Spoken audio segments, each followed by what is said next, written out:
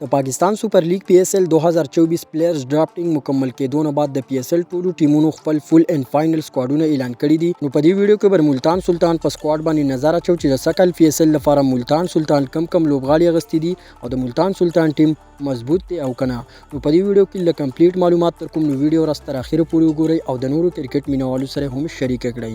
د ملتان سلطان په سکواډ کې شامل وي رائټ هینډډ وکټ کیپر بیټسمن کیپټن محمد رضوان، آل راؤنډر خوش دل شاه، اسامه میر، ورپسې به شامل وي رائټ آرم فاسټ بولر عباس افریدی، فیصل اکرم، رائټ آرم فاسٹ بولر احسان الله.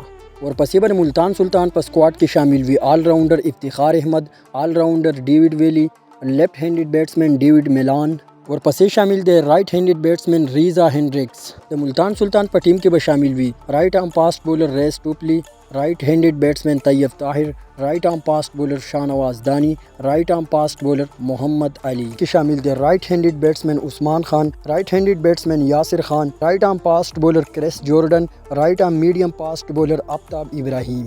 نو دا به د PSL 2024 لپاره د ملتان سلطان د ټیم پول اینڈ فائنل سکواډ.